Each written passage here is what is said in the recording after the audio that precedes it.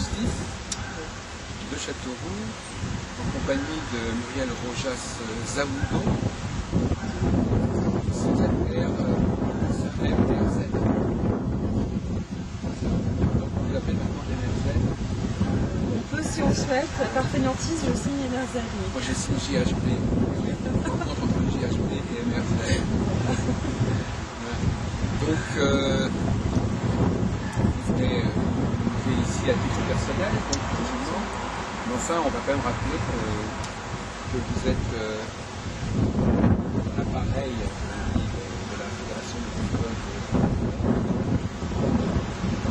Vous avez également fait pas mal d'interviews. Vous avez également occupé de la revue.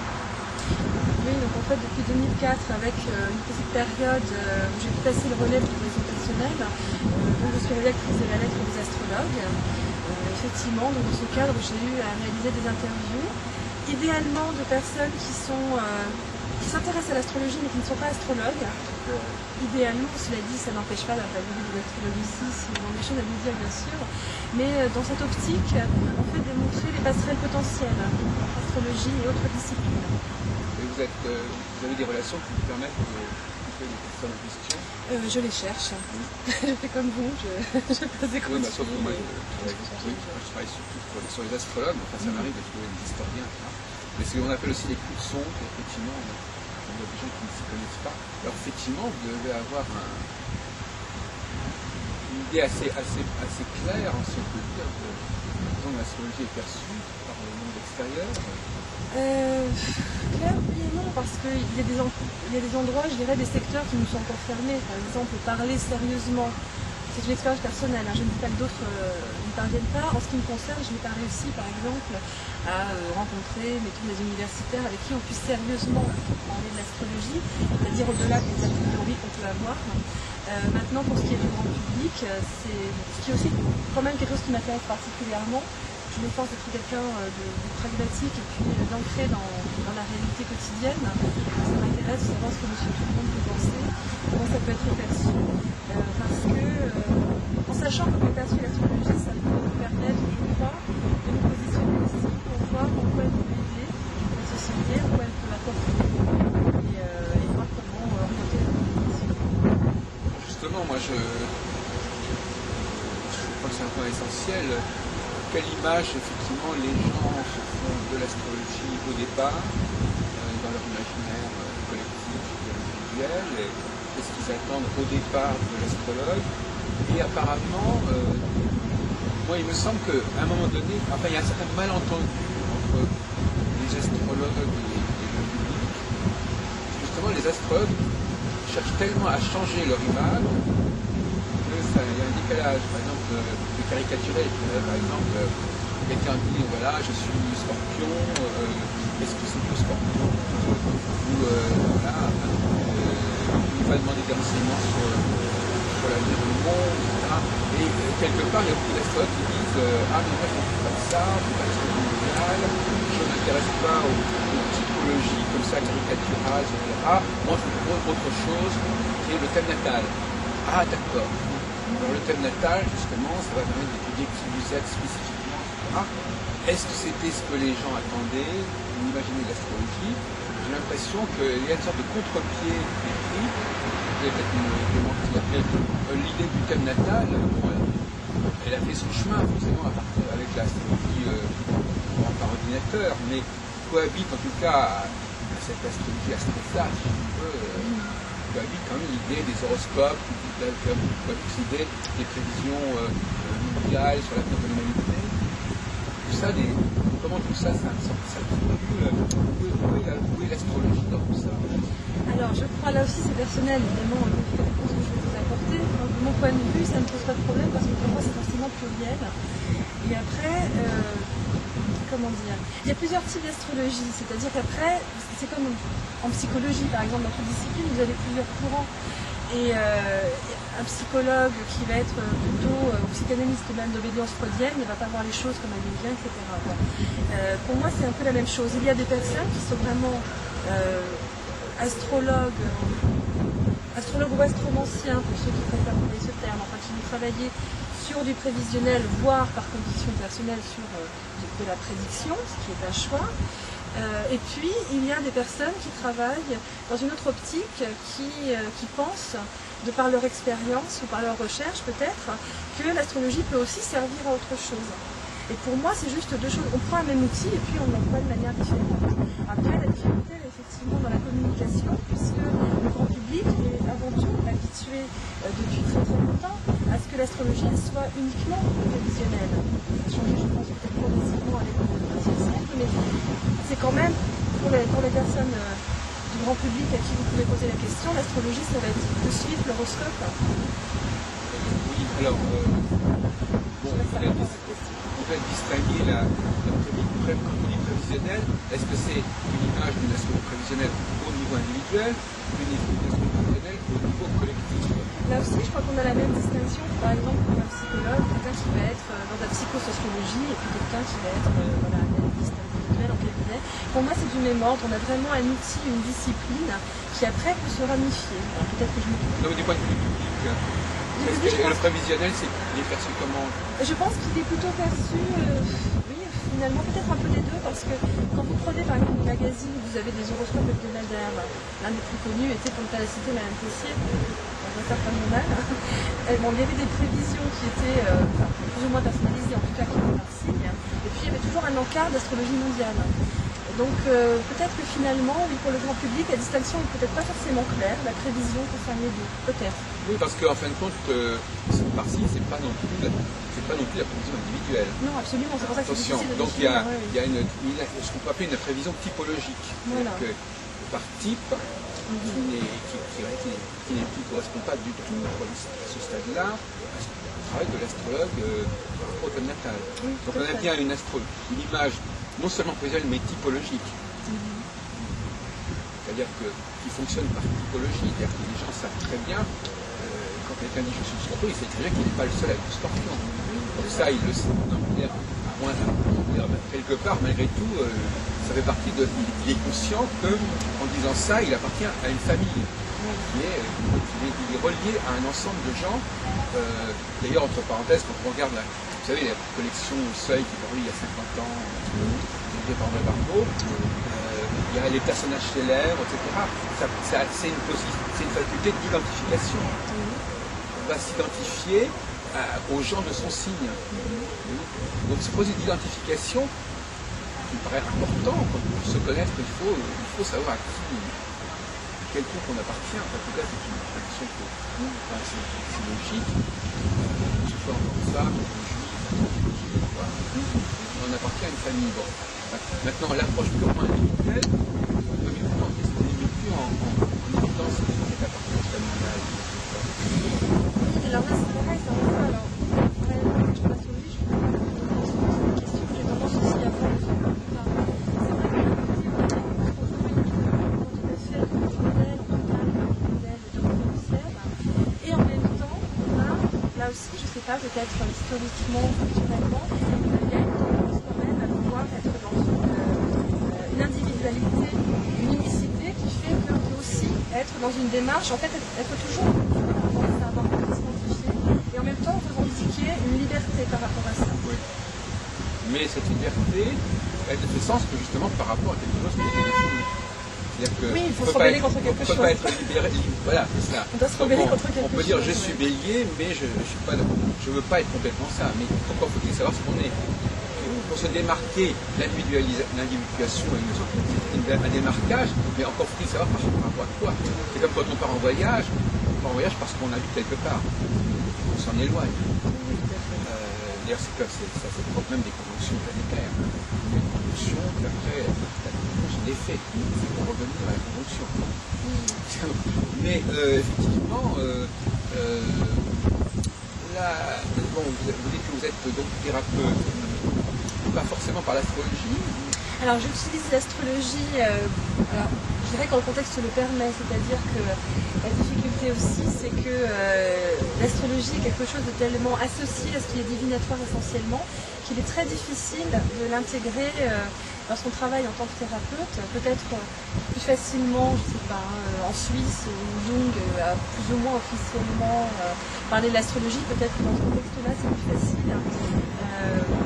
Cela dit, quand j'en ai la possibilité, j'apprécie de monter le thème de mes patients et de faire d'ailleurs comme le faisait Jung, de monter, mais pas finalement de leur restituer ce que le thème me semble vouloir dire, enfin mon interprétation, mais de le mettre en parallèle en fait, parce que eux vont m'évoquer en séance pour voir les éventuelles correspondances, pour voir comment quelque chose qui est sur le papier couché prend d'un seul coup vie dans l'inconscient et sous quelle forme. Mais si vous voulez, bon, moi je dois reconnaître que justement, même si j'exprime mon exemple, vous exprimez la vôtre pour mais une des grandes questions qui se pose à moi par rapport à la thérapie, et sur un autre plan, là je disais un économiste, la notion de réparation, la notion d'épanage. C'est-à-dire quand il y a quelque chose qui ne va pas, vous avez un accident de voiture, donc une panne. Donc vous savez ce que c'est qu'un garagiste, il faut qu'il identifie la panne, il trouve la solution. Cela dit, le travail du garagiste ou du plombier n'est pas le même que celui de l'ingénieur qui conçoit des nouveaux modèles de voitures ou qui fabrique à la chaîne des voitures. La panne, c'est cette voiture en particulier. C'est pas la voiture à côté, même si c'est la même marque, cette voiture-là, elle a un problème. Et ce que je voudrais, c'est revenir à la norme. Quand on a une panne, c'est quelque part que vous me remettiez ma voiture comme elle était au départ et comme les autres voitures en général fonctionnent. Vous n'allez pas me laisser avec ma panne. On veut qu'elle fonctionne.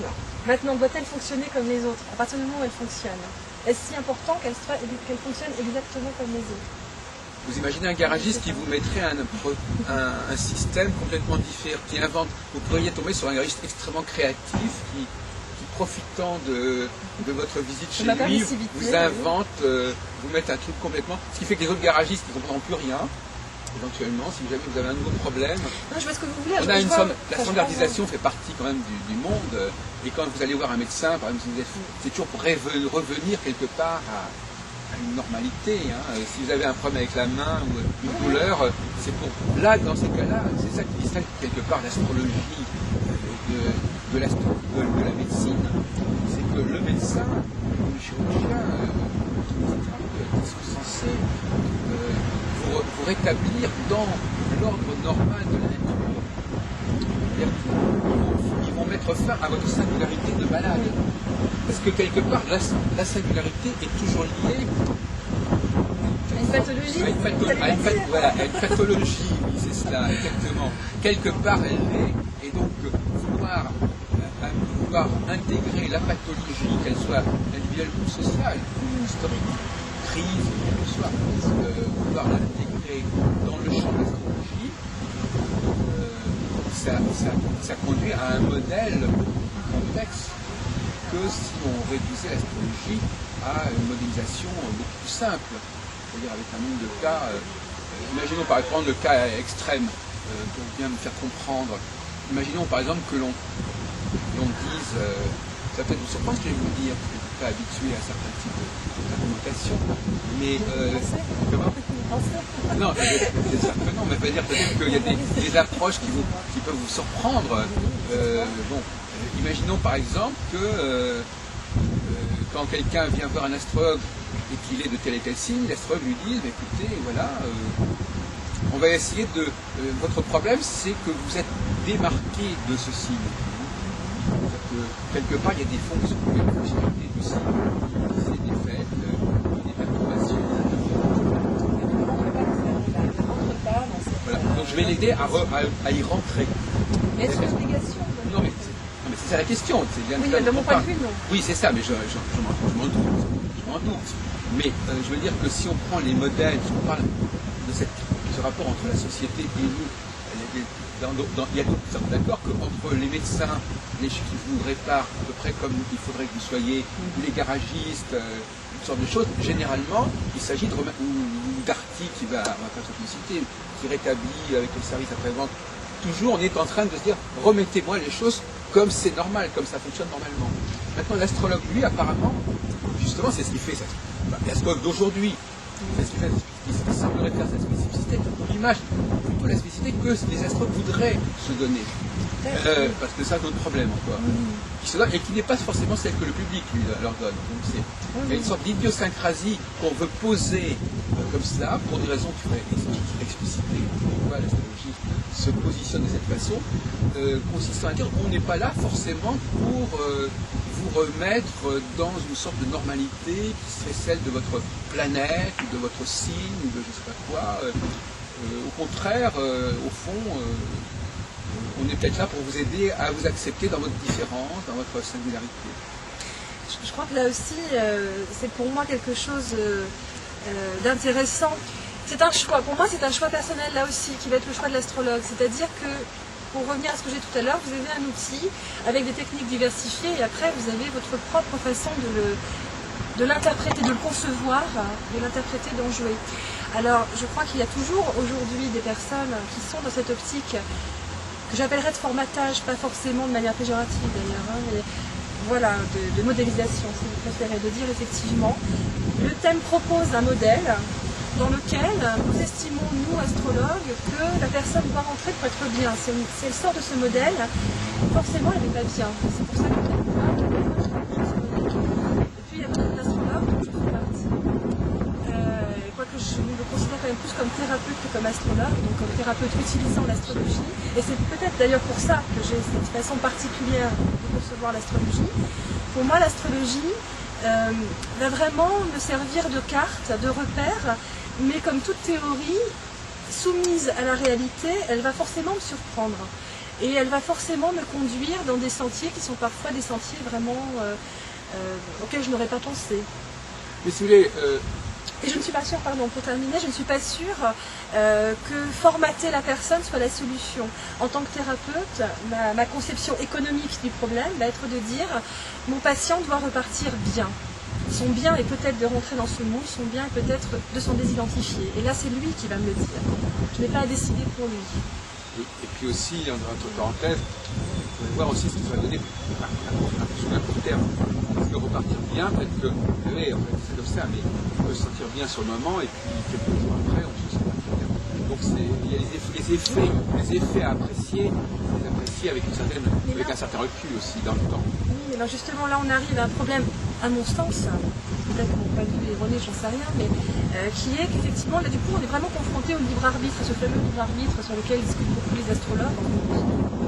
Un certain débat, cette grande question entre ceux qui disent qu'il n'existe pas, ceux qui disent qu'il existe, ceux qui sont en transe, ceux qui le rejettent totalement. Et là, après, voilà, c'est son positionnement aussi par rapport à ça. C'est-à-dire, est-ce qu'on estime qu'on doit être directif avec la personne qui vient, la patient, qui positionne comme thérapeute, médecin, astrologue, autre. Est-ce qu'on doit être directif? Est-ce qu'on pense que nous, on sait qu'on doit donner la solution à la personne et la conduire où on pense de bonne foi, elle va aller? Ou alors, est-ce qu'on respecte son droit aussi à se tromper? Encore une fois, et en plus, se tromper, qu'est-ce que ça veut dire? C'est-à-dire que se tromper par rapport à notre norme. Je voudrais quand même apporter un petit détail. Je n'ai pas dit que le thème natal était la norme, parce que c'est autre chose. Non, mais je pense que certains le oui, prennent je comme sais, une non, mais norme. je sais. Mais déjà, l'idée de prendre le thème natal comme norme semble presque impensable, puisque une norme ne peut pas être individuelle. Donc déjà, si vous voulez, il y a ceux qui considèrent que c'est pas le thème natal, mais en aucune façon la norme. Il est au contraire. Alors, ce qui serait la norme, c'est éventuellement chercher dans le thème natal, à travers le moment de la naissance, une dominante, comme Fred Gauquelin, par exemple. Ça renvoie à des questions techniques. On va dire, le thème natal, c'est pas forcément la totalité du thème natal. Il y a peut-être des éléments du thème natal qui peuvent servir. Ça, c'est un autre problème, ça. Mais je veux dire par là que là, je ne suis pas du tout en train de dire que le thème natal peut être la norme. Je suis tout à fait en deçà de ça. Donc déjà, ceux qui disent que le thème natal est la norme, ils vont déjà beaucoup plus loin, et beaucoup trop loin pour moi, que ceux qui disent oui, il faut que l'astrologue trouve quelles sont les grandes catégories auxquelles vous appartenez. Que ce soit d'ailleurs, entre parenthèses, astrologiquement et pas astrologiquement. Oui, tout à fait. Par exemple, masculin et féminin, pour moi, c'est une catégorie majeure.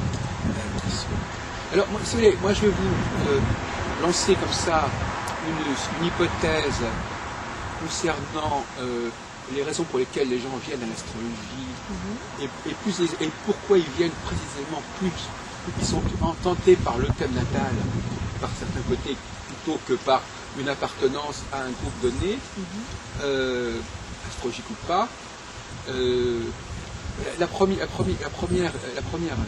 proposition, c'est une certaine difficulté avec ce que j'appelle la dualité. Oui. C'est-à-dire que pour beaucoup de gens, la dualité fait problème. La dualité, c'est-à-dire qu'il y a moi, l'autre, tout le monde n'est pas sur le même moule,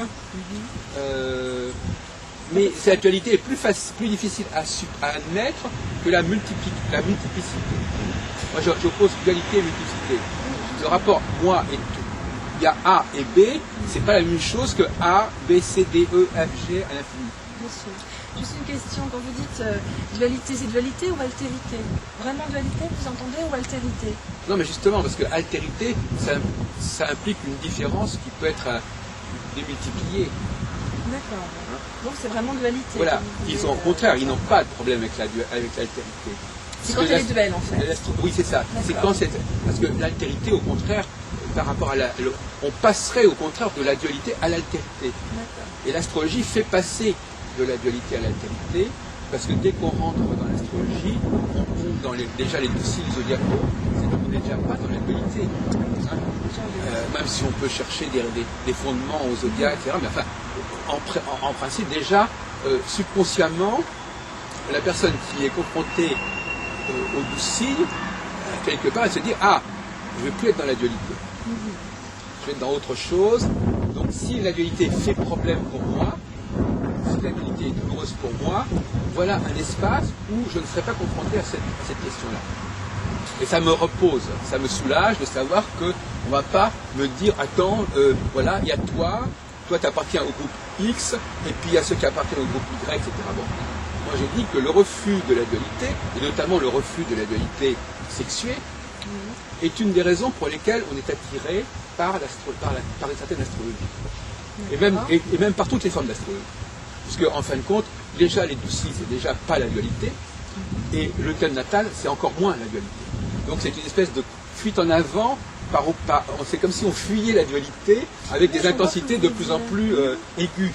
Ça peut s'arrêter au niveau des 12 signes, et là on est quand même dans des catégories qui sont relativement peu nombreuses, et là aussi, par exemple, on peut dire que par exemple quelqu'un qui est marqué par l'immigration, qui est marqué par un certain statut social, etc., alors là on n'est plus dans cette fameuse dualité masculin-féminin, mais on est dans d'autres formes de dualité qui peuvent également être source de souffrance. Et avec l'astrologie, il me semble que d'autres problèmes apparaissent, d'autres clivages apparaissent, mais qui ne touchent pas à des points douloureux. C'est-à-dire que ce serait une substitut, le besoin de l'altérité qui impliquerait, parce que même quand on est immigré, il y a les immigrés et puis il y a ceux qui ne sont pas immigrés.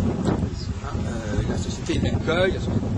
Donc généralement, la plupart des problèmes sociaux sont liés à la dualité et sous différentes dualités. Maintenant, l'astrologie introduit un monde parallèle, si on peut dire, où ces questions pénibles sont dépassées. Vous entendez par là qu'en fait ce serait une fuite, enfin si je comprends bien, ce serait une fuite, ça serait partir finalement dans un monde peut-être un peu idéalisé ou chimérique où ces problèmes-là n'existeraient plus. Et d'ailleurs quand on veut réintroduire ces problèmes-là, on s'aperçoit que ça fait problème. Ça dépend comment les introduire. Non, mais dire que si on les réintroduit, bon, mais ça va très loin, puisque par exemple à la limite même, non seulement il y a une difficulté à assumer la dualité dans l'espace, c'est-à-dire qu'il y a moi et l'autre, mais même dans le temps.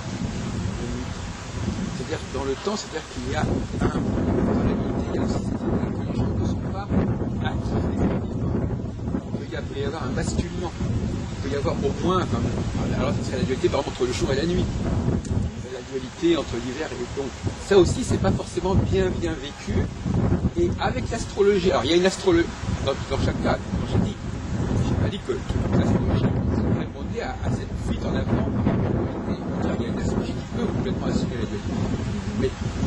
tendance, il y a un grand courant majoritaire de sociologie qui va dans un sens de fuite par rapport à la dualité et de fuite aussi par rapport à une dualité dans le temps. C'est-à-dire, par exemple, pour dire la vérité, moi par exemple j'ai fait beaucoup d'interviews, souvent les personnes qui me parlent de leur rapport à l'astrologie ont du mal à envisager qu'il y a un autre rapport que celui qu'elles posent. C'est-à-dire qu'effectivement, donc déjà, l'idée qu'il y ait à négocier par rapport à l'astrologie avec des gens qui ont un autre point de vue, pas n'importe. Quand je dis un autre point de vue, c'est-à-dire pas une multiplication de points de vue. Qu'il y ait deux points de vue. Là encore une fois, parce que les autres ils vont dire que tous les astrologues pensent chacun. Ça c'est pas, on revient pas à la dualité. Quand quelqu'un dit tous les astrologues ont leur avis, oui, ça aussi c'est une rhétorique pour contourner la dualité. Mais dire par exemple le milieu astrologique a besoin, par exemple, d'un côté théoricien, de l'autre côté praticien, par exemple, c'est une dualité. Bon, qui va au-delà des différences entre les uns et les autres. Ça, c'est souvent très difficile à vivre. Beaucoup de praticiens veulent aussi gérer la théorie, prétendent avoir leur mot à dire sur la théorie, par exemple. Bon, là, la dualité aussi, elle est mal vécue. Et quand il s'agit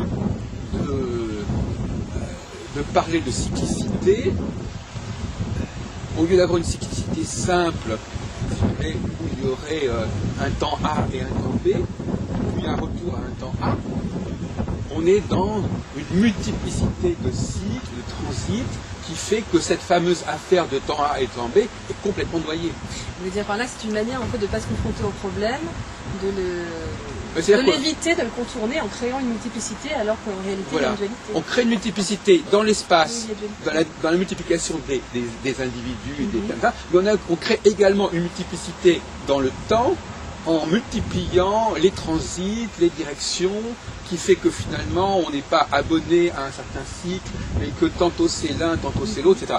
Donc effectivement il y a une complexification, et pour conclure sur ce point, on voit qu'il y a là une tentative de remplacer un paradigme par un autre, un paradigme de la récurrence, de la dualité, de la constante, de quelque chose qui revient, d'un découpage relativement simple des choses, à une sorte de complexification en spirale, linéaire, qui avance, qui progresse, d'où une modernité qui n'en finit pas, d'où l'intérêt pour les nouvelles planètes, l'intérêt pour ce genre de choses. Et à ce moment-là, là encore, on ne revient pas en arrière. Si on dit, maintenant quand on parle à des astrologues, ils sont tout à fait d'accord pour qu'on avance, qu'on aille de l'avant, qu'on rajoute des choses. Mais par contre, revenir en arrière, revenir aux fondamentaux, etc., ça c'est presque invivable. Donc voyez-vous, donc c'est pour dire, voilà un peu mon diagnostic, puisqu'on est en train de parler de diagnostic pour l'instant. Mon diagnostic, alors, on avait commencé par savoir quels étaient vos diagnostics sur l'image de l'astrologie. J'avais parlé d'un malentendu. Effectivement, il y a un malentendu. Le public, je crois, a raison. Oui, je vous écoute. Il a raison, c'est-à-dire qu'effectivement, il a raison de penser que l'astrologie n'est pas fausse. Il a raison de penser qu'a priori l'astrologie est là pour classifier, elle est là pour mettre en avant des cyclicités relativement simples, et quelque part, il y a, je dirais, ethnologiquement et sociologiquement, le milieu astrologique est constitué en grande partie de gens qui ne sont pas du tout en phase avec cette demande, pour des raisons d'ailleurs qu'on vient de définir, qui sont des raisons que vous venez de définir. Que je viens de définir, que je vous associe pas du tout. L'hypothèse de l'altérité pour ma part, oui, c'est la non, mais on vient de définir en tant que prise. On sait de quoi on parle. C'est le débat, c'est le nœud du débat. Ça pourrait être d'ailleurs un colloque, le débat là-dessus, effectivement. Et il semblerait, pour conclure sur cette question, ce chapitre, que pour des raisons historiques, sociologiques et psychosociologiques, l'astrologie attire un certain type de personnes. Au niveau, je parle de l'activité professionnelle. C'est-à-dire qu'à fin de compte, elle attirerait de façon quasiment sélective, parce qu'effectivement, il y a des gens qui sentent que c'est pas leur truc, qui ne sont pas à leur aise là-dedans. Elle attirerait de façon sélective un certain profil de personnes. Et moi, j'ai l'impression qu'il y a beaucoup de points communs dans le profil psychologique de beaucoup d'astrologues. Certainement, oui, j'imagine. Et que ça correspond à peu près à ce que j'ai dit tout à l'heure, c'est-à-dire une certaine volonté de dépasser, de se libérer, si vous voulez, par rapport à toute forme de dualité typologique ou dualité cyclique. Et dans les faits, en tout cas, on peut le constater, puisque les transits, c'est la mise en question d'une véritable cyclicité, par un trop-plein de cyclicité qui fait disparaître et qui noie la cyclicité. Et le thème natal, c'est effectivement aussi un gage extrême de complexité qui prend le contre-pied absolu de la... Donc on a une sorte de cheval de Troie, c'est-à-dire qu'effectivement, l'astrologie serait investie par des gens qui veulent la saboter. C'est la situation la plus... C'est un diagnostic assez terrible, c'est qu'effectivement, quelque part, on a l'impression de gens qui investissent un domaine qui pourrait précisément aggraver leur situation existentielle s'ils s'assumaient pleinement, et qu'on va saboter et qu'on va détourner de sa vocation, de sa fonction. Et donc, par conséquent, on va renforcer une opposition à un processus. C'est-à-dire que l'astrologie est investie précisément par ceux qui ne veulent pas qu'elle affirme ce qu'elle a à affirmer. Bon, c'est un point de vue comme un autre, hein, pourquoi pas, hein, ça peut, moi, je suis toujours assez amusée par ces visions, par ce genre de conception. Cela dit, pourquoi pas, vous avez peut-être raison, hein, moi je ne prétends pas du tout avoir raison. En revanche, ma perception, elle est peut-être d'ailleurs compatible avec celle-ci, bien des choses peuvent coexister, je pense, puisque justement on parle d'une certaine partie des gens seraient dans cette dynamique, il peut y en avoir dans d'autres. Pour moi, l'outil astrologique est comme une langue, autrement dit comme une langue qui peut évoluer. Il peut jouer avec, on peut le distordre et effectivement, là je vous rejoindrai, le détourner de ce qui est peut-être un usage fondamental, on peut jouer avec, le détourner, en faire autre chose. Maintenant, pour ce que vous disiez au sujet de la dualité, j'avoue personnellement avoir du mal à dissocier cette interprétation que vous proposez, qui me semble cohérente, hein, mais pour ma part j'ai du mal à la dissocier de l'altérité, c'est-à-dire que pour moi, alors c'est peut-être une déformation de thérapeute, c'est toujours l'altérité qui pose problème. C'est-à-dire que la dualité, on va la vivre, mais par rapport à l'altérité. C'est-à-dire que je suis avec l'autre, donc je suis pareil, même si foncièrement on n'est pas pareil, mais je suis dans cette illusion qu'on est pareil et tout va bien, ou je suis autre, et forcément, à un moment donné, ça pose problème, à l'autre ou à moi. J'aurais tendance, en fait, à être d'accord avec vous sur le concept de dualité, mais, voilà, comme je vous le disais, à le percevoir plus à travers l'altérité. Du coup, par rapport à cet engouement pour l'astrologie, je pense aussi qu'il y a certainement des profils, il y en a certainement dans toute profession. Maintenant, il y a effectivement différentes approches de l'astrologie. Si on veut vraiment caricaturer, on peut dire effectivement, pas caricaturer, pardon, simplifier. On va avoir des gens très très symbolistes, d'autres qui se défendent de l'être, qui pensent qu'il n'y a pas de pont, qui ont tendance à se voir effectivement dans du duel et dans une opposition. Et on aura effectivement des deux côtés des profils sans doute différents. Maintenant, d'une manière générale, peut-être que, de par le fait que l'astrologie a été initialement une discipline qui était dévolue à des sages, ou à des gens perçus comme des sages ou des mages, et qu'aujourd'hui elle se veut plus intégrée à une société contemporaine. Du coup, je me dis que peut-être il y a plusieurs recherches dedans. Il y a des gens qui veulent être dans une démarche dite scientifique, et puis il y a des gens qui vont être dans une démarche d'individualisation quand même très forte. C'est aussi une manière de se démarquer, l'astrologie. Et cette pluralité que vous évoquiez, même si vous dites que de votre point de vue, elle est en fait illusoire, que finalement il y a toujours une dualité derrière, mais qu'on essaye de délayer, de découper en des voies multiples quelque chose qui en fait est duel, je crois que finalement c'est un peu chacun va présenter sa version pour se sentir unique. En même temps, je dis ça sans jugement, c'est-à-dire je ne prétends pas dire vous êtes ridicule parce que vous faites ça. On le fait tous, je crois que c'est voilà, une tendance. Il y a beaucoup d'identification à son outil, je crois. Oui, bon, alors, pour rebondir, effectivement, il ne s'agit pas de mettre en question la thérapie, il s'agit de déterminer sa vocation. L'astrologue, moi je crois qu'il y a déjà un travers que je vois très souvent, c'est que les gens mettent tout sur le compte de l'astrologie. Oui, bon. tout à fait. Alors, déjà capable, là encore on a un problème de dualité. Qu'est-ce qui est l'astrologique et qu'est-ce qui ne l'est pas? Et ça, c'est très souvent difficile aussi, voyez-vous, ça fait encore partie. Les gens ont beaucoup de mal, ils ont tellement de mal à penser la dualité que tout ce qui est extérieur, ils l'intègrent dans l'astrologie. Donc Alors ils vont dire, mais oui, mais l'astrologie nous permet de savoir quels sont les traumatismes psychologiques de la personne, elle nous permet de savoir les accidents de voiture de la personne, elle nous permet de gérer toute une partie aléatoire et contingente de la vie, etc. Ça ne s'arrête pas. En fin de compte, au lieu de dire l'astrologie est là, et puis à côté il y a autre chose qui peut être gérée par d'autres moyens. Ça ne veut pas dire que l'astrologie ne puisse pas être intéressée par ça aussi, mais elle n'a pas à l'intégrer dans son modèle. En fin de compte, le grand problème, c'est ça. Le modèle de l'astrologie doit-il intégrer ces accidents ou pas, ou bien ces accidents doivent être considérés comme étant en dialectique avec le modèle astrologique, mais n'en faisant pas partie intrinsèquement, comme semble l'entendre la plupart des astrologues. Que là, il y a peut-être encore une fois, c'est très personnel et relatif du coup, mais il y a peut-être une confusion effectivement entre ce qu'est l'astrologie. D'abord, qu'est-ce qu'elle est vraiment? On peut dire tout simplement, aller vraiment au plus proche des choses et dire effectivement, c'est une étude cyclique. Et là, on va être dans le vrai, on est dans quelque chose d'objectif. C'est une étude de cycle. Maintenant, il ne faut pas confondre effectivement cet aspect-là avec l'interprétation qu'on en a. Et quand on dit, ah oui, alors j'ai remarqué que quand il y a tel aspect ou telle chose, il y a tel accident, c'est très très difficile de faire la part des choses entre l'objectivité et la subjectivité. Est-ce que vraiment, objectivement, il y a vraiment une convergence de ces deux faits, ou est-ce que finalement c'est moi, astrologue, qui le vois? Et du coup, oui, je pense que c'est peut-être une confusion par rapport à la nature réelle de l'astrologie. C'est-à-dire que finalement, peut-être qu'on ne sait pas expliquer vraiment finalement ce qu'est l'astrologie.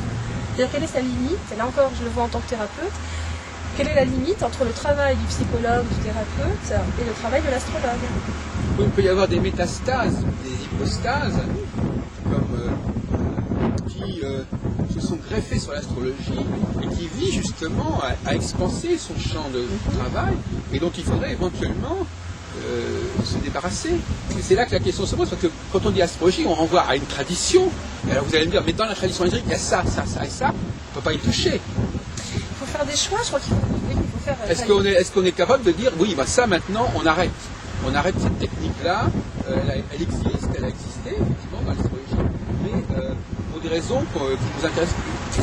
La question est peut-être que l'astrologue, ne se sentant pas une place réelle socialement, la cherche en grappillant peut-être sur le terrain. Je ne sais pas, là aussi c'est pas un jugement, hein, c'est une question que je me pose du coup.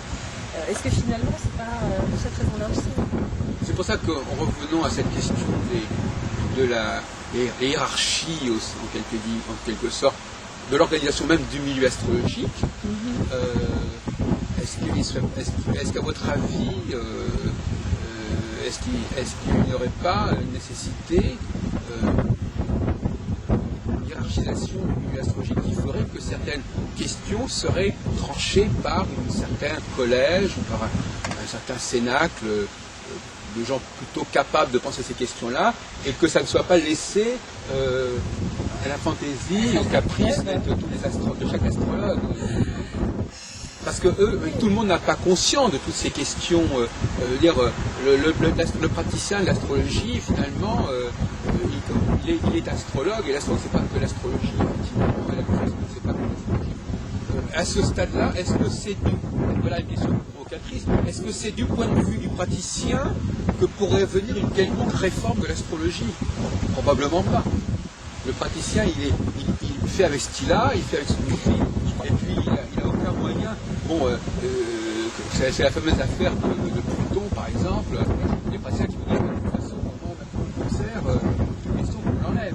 C'est-à-dire que bon, les praticiens veulent faire la loi, ils veulent imposer leur point de vue, leur pouvoir, et au point de nier le rôle d'une autre instance, qui est celle de ceux qui pensent l'astrologie. Actuellement, cette instance est niée, en tout cas elle est contestée, même si effectivement il y a des personnes qui assument une certaine responsabilité dans cette structure. Je le salue. Mais quelque part, on a une... Si vous voulez, c'est un milieu où ce conflit entre le haut et le bas fonctionne mal, est nié et ne joue pas son rôle. Il n'est pas constructif, déjà. Voilà, et où il est même tout simplement mis en question. Et là encore une fois, refus la dualité. Refus de dire, moi je suis en haut et puis il y a ceux qui ne rentrent pas, moi je suis en bas et puis il y a ceux qui sont en haut. Non, moi je suis au milieu. Voilà. On entend déjà. voilà, je suis à la fois théoricien, praticien, ceci, cela, etc. Bon. Et chacun, dans son coin, dit ça. C'est là que, à mon avis, vous voyez bien que ces questions ont des effets sur l'organisation du milieu astrologique, ont des effets sur les modèles de l'astrologie, parce que si vous continuez à utiliser des modèles, si vous ne faites pas la part entre les modèles qui sont des modèles fondamentaux de l'astrologie et des hypostases ou des prolongements ou des greffes qui, avec le temps, semblent faire partie intégrante de l'astrologie, et les gens sont incapables de distinguer entre le noyau dur de l'astrologie et puis les gadgets. Là aussi, il y a un problème de ne pas pouvoir distinguer entre le centre et la périphérie, entre ce qui est là encore problème de dualité. On ne sait plus où est le centre et où est la périphérie. La périphérie et le centre, c'est la même chose. C'est un ensemble. Je crois que là aussi, dans ce que vous évoquez, il y a plusieurs choses. La première, par rapport effectivement à cet aspect bipartite entre la théorie et la pratique, effectivement, on peut se dire effectivement le théoricien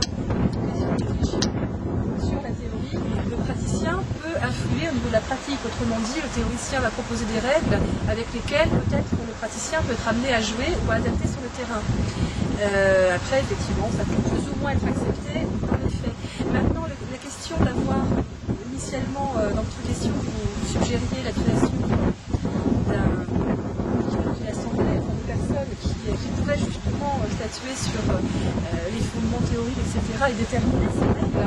Et moi, la grande question, c'est évidemment sur quels critères, sur quels paramètres, quels critères pouvoir décider qu'un tel est plus apte à le faire que l'autre. Non, mais du coup, c'est un peu une réponse de Normand que je vous fais. Non, mais parce que, de toute façon, nous savons très bien, instinctivement, nous savons très bien que... Non, mais ça, je pense que c'est moins problématique que vous semblez l'entendre. L'humanité a montré qu'elle était capable de faire ce genre de travail dans le domaine, de façon qu'elle ne le fasse pas en astrologie. Effectivement, il ne faut pas que tout le monde participe à ce collège. Il ne faut pas que les gens qui sont incompétents y participent, parce qu'à ce moment-là, la confusion se fait. Mais moi qui organise des colloques depuis longtemps, quand il y a des vrais débats où on avance entre personnes de bonne compagnie et qui ont une certaine rigueur intellectuelle et un argument. Et l'autre jour, justement, c'était pas plus tard qu'à la semaine dernière, on était à Lyon et une personne qu'on interrogeait disait de toute façon les astrologues ne peuvent pas s'unir. Ils sont chacun. Mais ça, c'est un point de vue. Ça aussi, encore une fois, c'est un point de vue. Les deux points de vue existent. Il y a un temps pour s'unir, il y a un temps pour se différencier. Et le problème, c'est que les gens qui ne parlent plus que du temps de la différenciation. Et ils ne sont plus capables de penser le moment de l'union. Ils ne sont même plus capables de penser que les deux doivent alterner. Donc on a une sorte de déséquilibre qui se fait au profit de la diversité, de la complexité, etc. Et dire, on va faire machine arrière, on va revenir aux fondamentaux de l'astrologie. Vous allez dire, mais comment, par quel moyen, miraculeusement, on va pouvoir retrouver. Non, avançons. Effectivement, le problème, c'est que chaque fois, il faudrait se dire, bon, moi, j'en suis pas capable, peut-être que les autres en sont capables. Cette genre de dualité. Et ça, encore une fois, je n'entends pas trop les gens n'arrivent pas. Ce que j'appelle un degré d'abstraction, c'est vrai que on a du mal à comprendre ce qu'on n'est pas. Et donc par conséquent, oui, mais je veux dire que l'astrologie serait censée a priori nous donner des typologies. Je prends un exemple tout simplement de l'axe Vierge-Poisson. Je le signale pas parce que j'y crois, mais parce que il est assez parlant. Bon. On est dans un processus extrêmement virginien de l'astrologie. On a des fantasmes, par exemple, comme la synastrie, où au degré près, à la ville près, vous êtes avec le Mars, etc. Le transfert. Bon, on est dans un monde très virginien, très diversifié, extrêmement multiple. Bon, et pourtant, les astrologues savent très bien que le signe de la Vierge n'est pas le seul signe du zodiaque. Mais quelque part, même cette leçon fondamentale qui est posée au niveau de l'enseignement astrologique n'est pas vécue à ce niveau-là. Que je ne rencontre pas beaucoup d'astrologues qui ont le sens de cette dualité entre deux polarités. Ils n'ont pas le sens de la polarité. Voilà. ils ne vivent pas la polarité. Alors ils la vivent peut-être comme ça abstraitement, mais la polarité sur le terrain, normalement quand vous rencontrez des astrologues, vous devriez vous attendre à rencontrer des gens qui ont un certain sens de la polarité. Ils disent voilà, moi je suis comme ça, et puis je sais qu'il y a d'autres personnes qui sont autrement. J'ai rencontré une énorme difficulté pour les astrologues à penser autrement, d'un autre point de vue que le leur. Par-delà tous les bagages planétaires, zodiacaux, etc., ça ne les aide absolument pas. Ce qui montre bien qu'il y a là une espèce de processus fantasmatique, c'est-à-dire qu'en fin de compte, il ne s'agit même pas d'utiliser l'astrologie. Il s'agit, là encore une fois, il y a un détournement, parce qu'effectivement, l'astrologie aussi nous enseigne quelque part qu'effectivement, il n'y a pas de dualité, que c'est beaucoup plus complexe, que nous sommes tous des cas particuliers. Ce qu'on appelle l'astrologie du particulier par opposition à l'astrologie générale. Donc effectivement, il y a cette astrologie-là, qui a pignon sur rue, bon, qui à mon avis n'est pas légitime, qui à mon avis est hérétique, mais qui existe. Et qui même tellement existe que c'est elle qui fait la loi en quelque sorte. Et elle fait la loi, et à partir de ce moment-là, il y a une espèce de processus de transit intestinal, si vous voulez, qui ne fonctionne pas bien, et elle se trouve complètement constipée, il y a quelque chose, il y a une maladie, une maladie qui est liée justement à ce refus de la dualité. Mais ce refus de la dualité,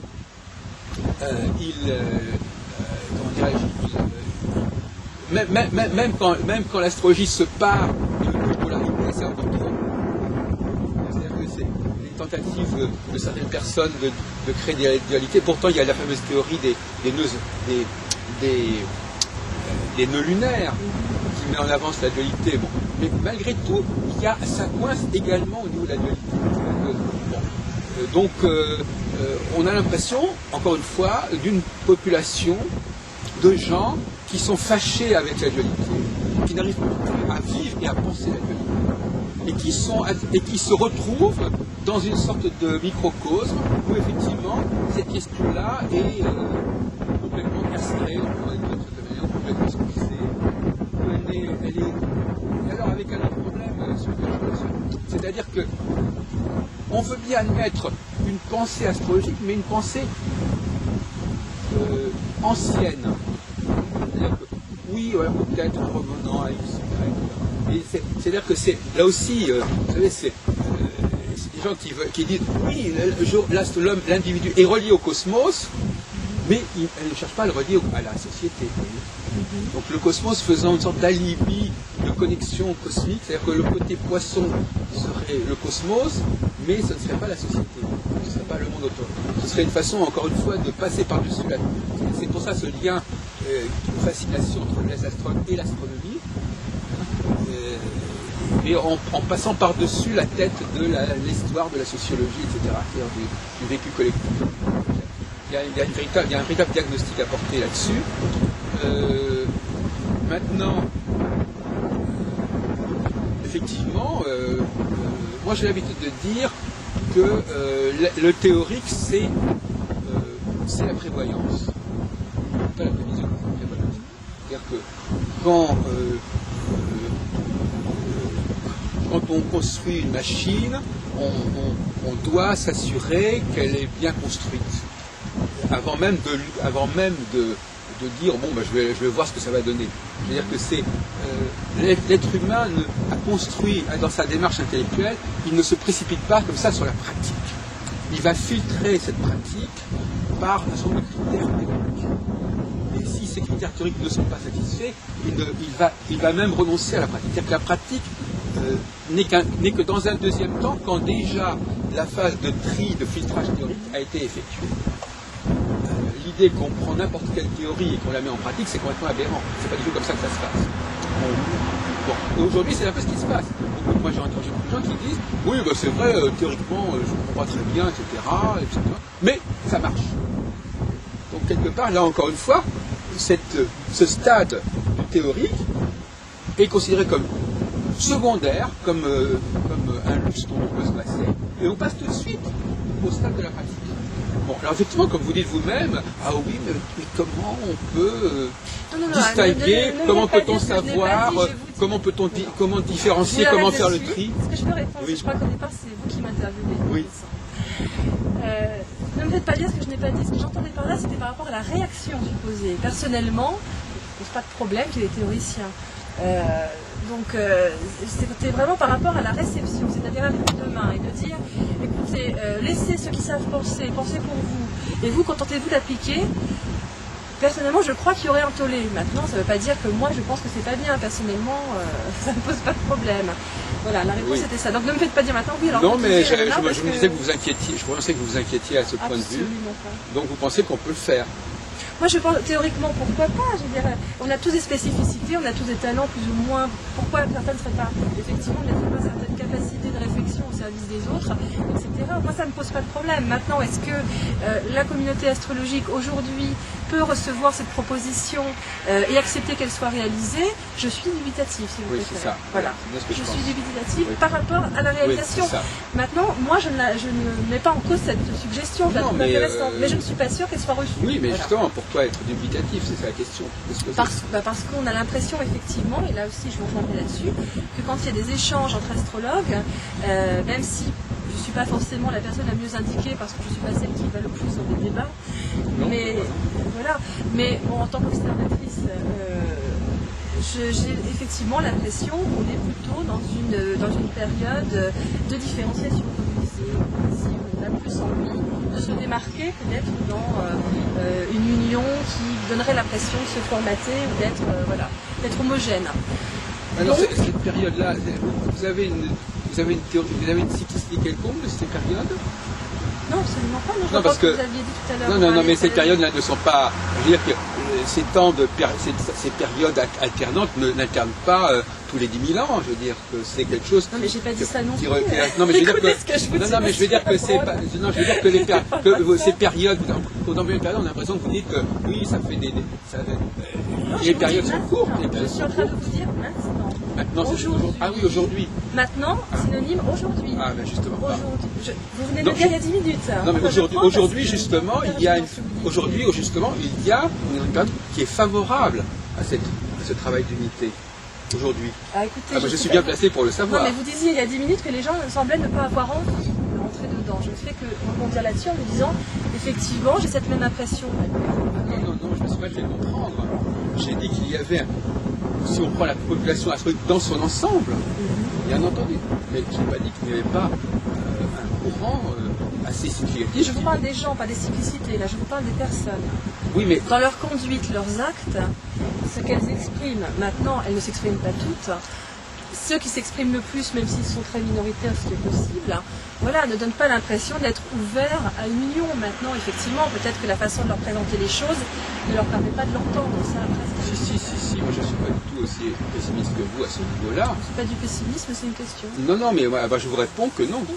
Je réponds que le temps est favorable actuellement à une prise de conscience de cette nécessité de recentrer l'astrologie, que les gens, il y a une catégorie de gens qui sont parmi les plus intéressants, qui le comprennent très bien, que lorsque les astrologues se rencontrent et qu'ils discutent à un certain niveau, ils ne sont pas forcément repliés sur eux-mêmes, qu'ils sont parfaitement capables d'accepter d'évoluer, mais ça aussi, là aussi on parle d'une certaine population par opposition à une autre population. Quand une fois, il y a deux groupes, donc il y a toujours deux groupes, et deuxièmement, la question de période, c'est pour ça que j'ai réagi aux périodes, parce que la question de période, alors quelle est la théorie de périodicité que vous avez, c'est pour ça que vous avez. Donc on avait parlé de la normalité, effectivement.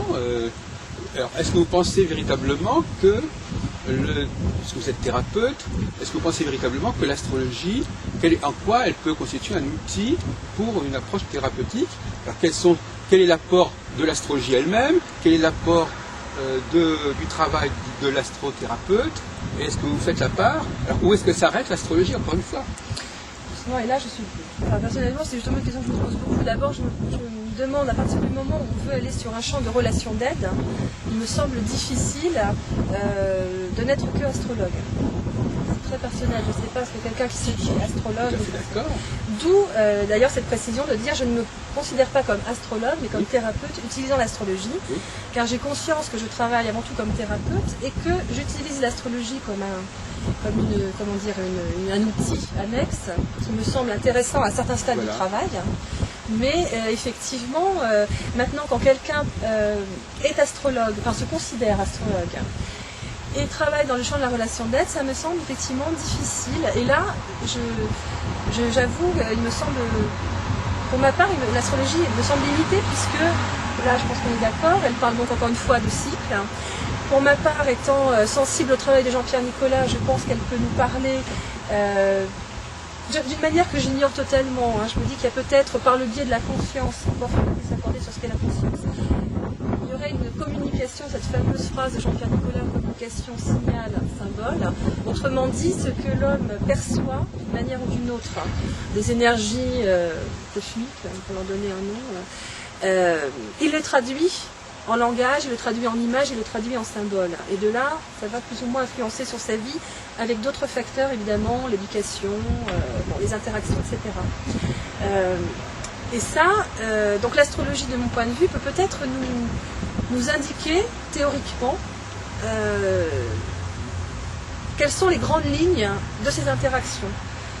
Maintenant, après, voilà, la personne qui veut travailler dessus, l'interprète, en tant que thérapeute, voilà, c'est une carte que je garde près de moi, et par rapport à ce que va m'exprimer le patient, les contenus de l'inconscient qui vont s'exprimer, je vais mettre en parallèle et voir s'il y a des ponts, si finalement telle problématique qui est exprimée, qui ne me semble pas dans son vécu avoir d'explication, est-ce que finalement l'astrologie peut me donner des pistes de compréhension. Voilà.